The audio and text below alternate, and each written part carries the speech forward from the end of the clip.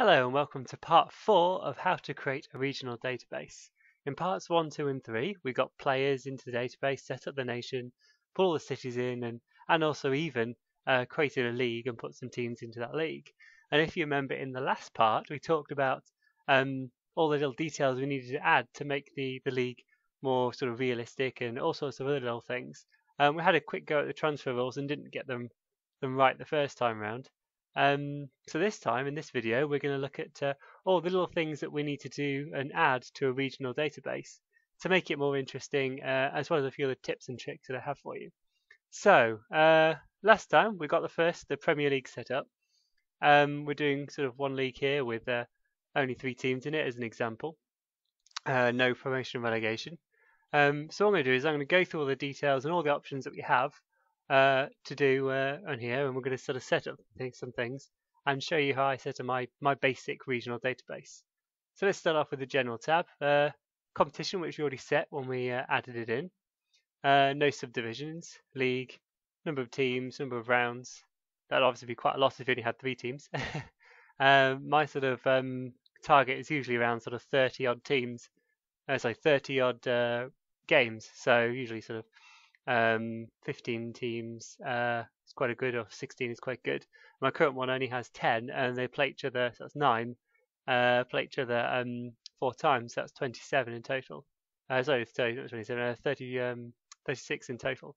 And that works out really good for the database that I've got set up for Lynx and Humber. But of course you have to play to try and get the number of matches that they play overall total, because if you want to include all the cups and all the league matches completely, I think 50 to 55 games is sufficient, especially if you use my league rules. Okay then, so fixture priority, you can set this to whichever you think works out best for you. Relegation, if you want relegation from this league, if you add in a second league below this, some relegation would be a good thing to throw in. And B teams, reserves, not promoted, and you need those if you put B teams in a lower division. I haven't done that in my Lynx and Humber database. League sorting rules. I always sort it in the same way every single time. Firstly by goals difference, then by goals for, and then finally by games won. I think that's probably sufficient for most leagues. Television money. This is something you have to look at your nation and build in as part of your initial financial testing. So, it could be the fact that each club receives, let's say that's £300,000 per year.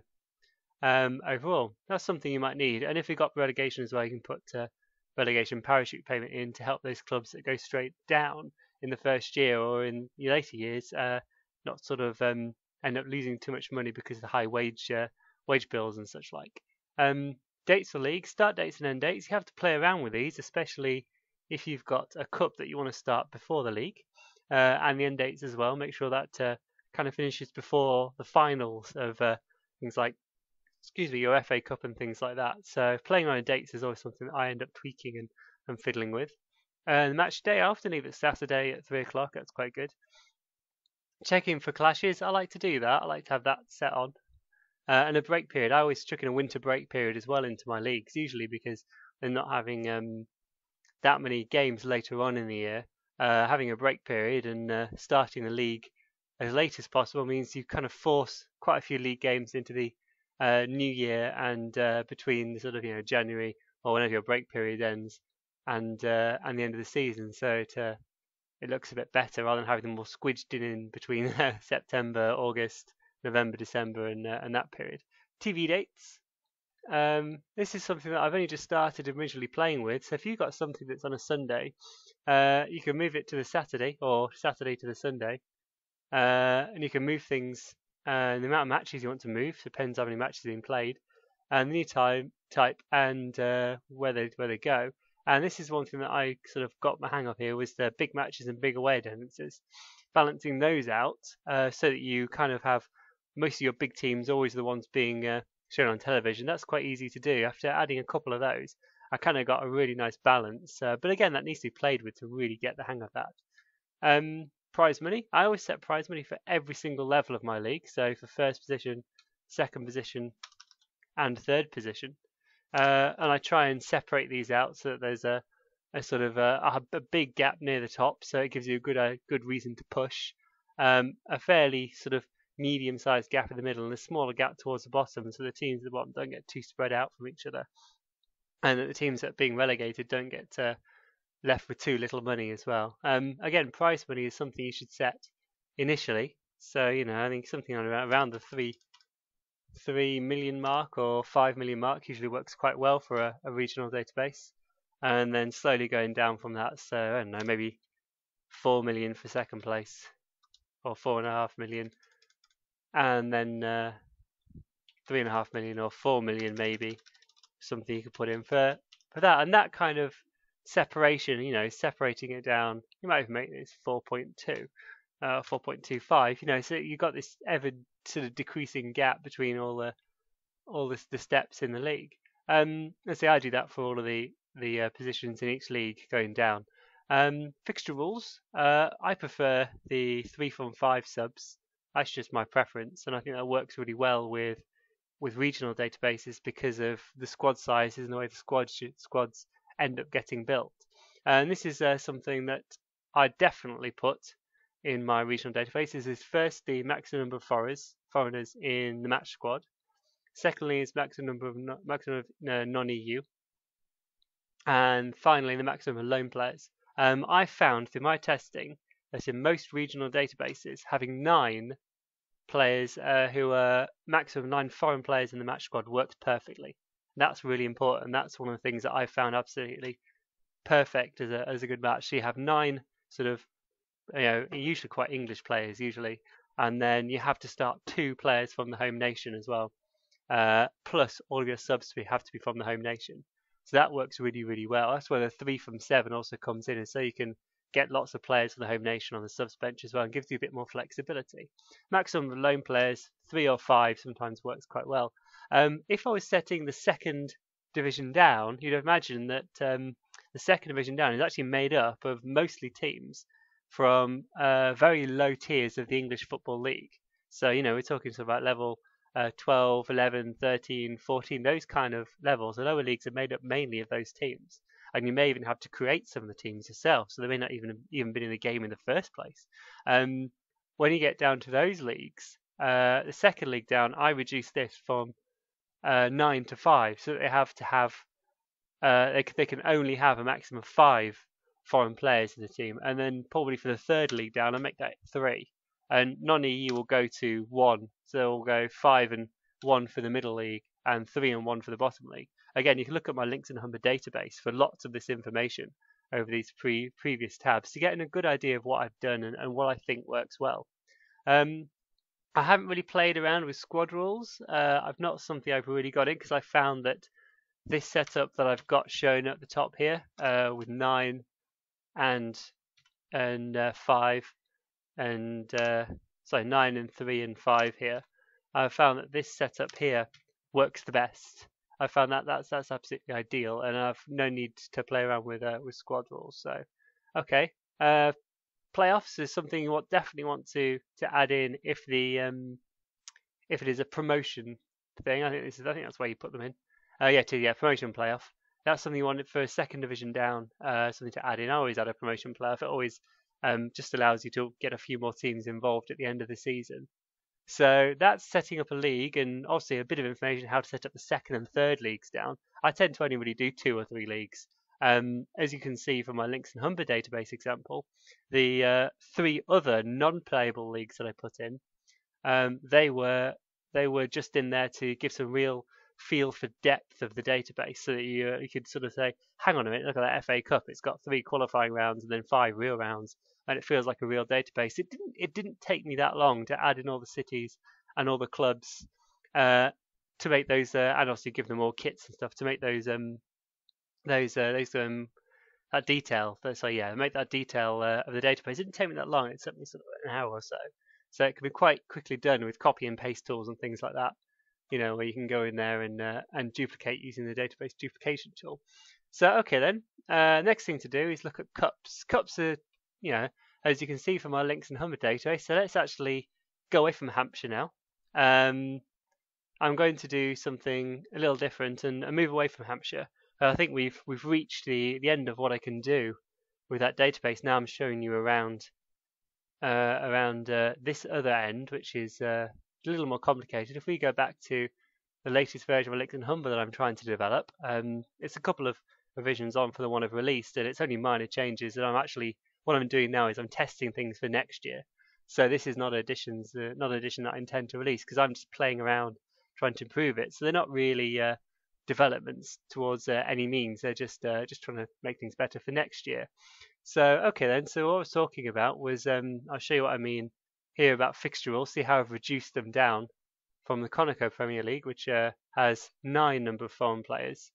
The Young's Championship allows you only 5 foreign players. So you can see how I've made that drop there. Let's have a look at the fixture rules going down. There's only 3, but you'll add quite a lot of loan players in this to hopefully encourage people to come down. And I've also set the sub rules to 5 from 7 for the lower leagues, and I think that helps because of the actual fitness of the players. Having 5 from 7 works out quite good. And again, I'll just quickly show you the prize money, how it's staggered down like that. And of course, you can go back and pause the video and look at all these things in detail. Playoffs as well. I can show you that I got a playoff working here quite well. So let's talk about the lower divisions. Yeah, just putting them in as an inactive division. That's fairly simple to do. When you get to this bit, you just go to inactive division. And that makes it not non-playable. And I've actually done some regional division splits here. I just don't know how well that works, because you can never see in the game because it's not playable. But it's there, and it's for qualification for the cups. So let's go to what I really wanted to show you now, which is the cups. The first cup that I make every year is the Humber Cup, which is open to only players from the home nation. So I've set maximum number of foreign players in that squad as 0. It's only open to homegrown players. And I think having one of these cups, with a group stage actually as well, having one of these cups gives an opportunity for the home players of all abilities, pretty much, to play and to get themselves noticed for the national team, and get themselves noticed for being picked up by the bigger teams. So here we go. I've divided 42 teams into 7 groups. 1 round, so only play 5 matches in the end. 6 teams in a group play 5 matches. So they can get a really unlucky draw and have nearly all away matches, or 3 away and only 2 home. So sometimes it happens, but it's all part of the challenge of that. And that has a sorting bit. And I play those on a Wednesday night. So there's a weekend game and there's a Wednesday evening game. And that it causes some interesting squad choices at certain parts of the season, and that adds quite a lot of challenge. And you can see that I've got teams from all the divisions, and sort of bung them into one. National Division 2 here, I've only got 8 teams coming from that. National Division 2 is actually made up of a few more teams, but I can't remember now. Yeah, it's made a few more teams, but I think that's selected on sort of the reputation. So that's quite good. You can balance it how you want. I'm not going to tell you how to balance it, because it really depends on how many teams you actually end up with your database in the end. How many you have. And I finish off with some cup rounds, and I've given them some second legs to give these teams even more of a chance to play, because these could come from any division. So there we go. There's some additional rounds, additional legs, and some prize money.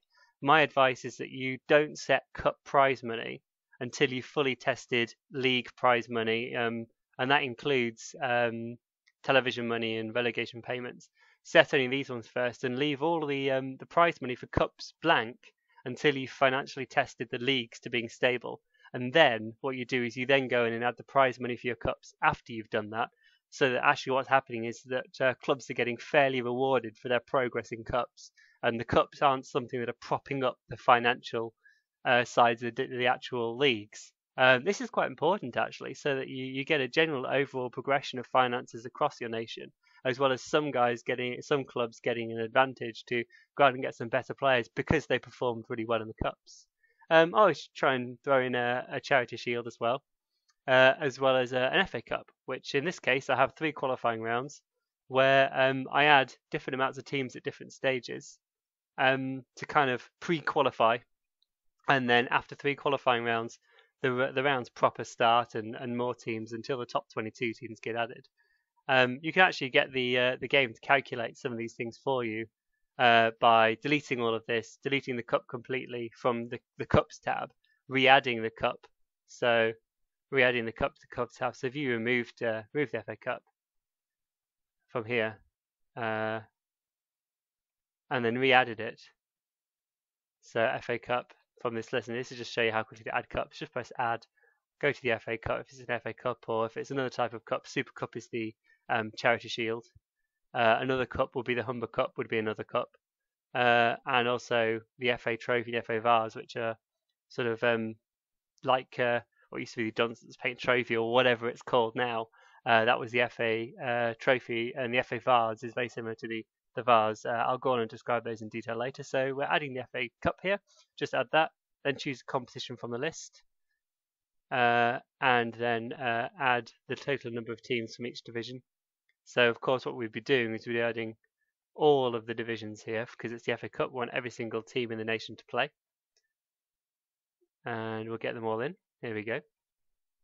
There we go. And obviously this is where you set your league rules. I like the 3 from 7. Add competition, and you can see what it's oops, wrong one. What it's done is it's automatically calculated the cup rounds, so it throws in all 64 teams at the start. You can leave it like that, or you can do what I do and spend some time working out how to structure it. Okay, so let's have a look at the FA Trophy. This actually takes teams only from the 2 lower playable divisions, and I like to add this in to give the teams from these lower playable leagues more games, because their league games is only play each other twice, so they don't get a lot of fixtures. It's a slightly bigger league, 12 teams, so then you get 22 games, and then you can throw in some more by having the Humber Cup will give them some more games to play, as will the FA Trophy as well. That gives them some more games to play. The reason why I keep the 2 lower leagues down is because quite often these are semi-professional teams, and having too many games wouldn't be very realistic.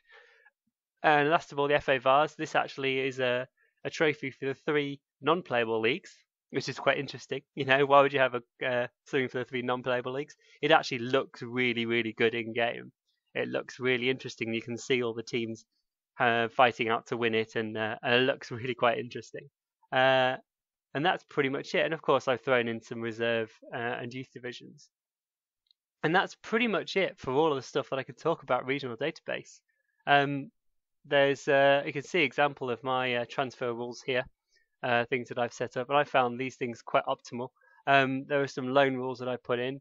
Maximum number of players alone at any one time is 4, and that covers all leagues. Long-term loans must end in the transfer window, quite like that. And emergency goalkeepers can be signed on loan at any time, just as a backup. As you can see through all this is all the things that I like to set. And if you can see here, some of my prize money examples again, and of my TV money prize examples. I think financial testing is really, really important, and you should spend lots of time on that when you get your whole database put together. So, regional databases, that's pretty much everything on how to create a regional database. If you have any questions or any comments, please let me know. I can help you guys out with setting up a basic structure. It's something I've done for other people, and something I will continue to do. I like helping people. I like doing guides. I really, really hope you've learned something from this, and I really, really hope that you've got lots of information to go away and make your own regional database. And if you need me to do any guides on anything else to do with regional databases, again, please let me know, and I can do those for you. As you know, I'm doing this for Stam on the FM Scout website, and I want to say thank you very much to Stam for the encouragement he's given me to do this. I hope this video is exactly what he's looking for, and I want to thank you, for also all the hard work in promoting this and showing it around. It's absolutely brilliant. It's a great website, and I really have much appreciation for him. So once again, thank you for watching all of this all the way through, and hopefully there'll be some more videos in the future to show any of you guys more of the advanced stuff that you want to know. And also one more thing, I'm very, very sorry this is such a long video, as well as all the others. There has been a lot to cover, and I hope you guys haven't fallen asleep. I've had a cup of coffee here, just inhaling the fumes to keep me awake. So once again, after all of that, thank you very much.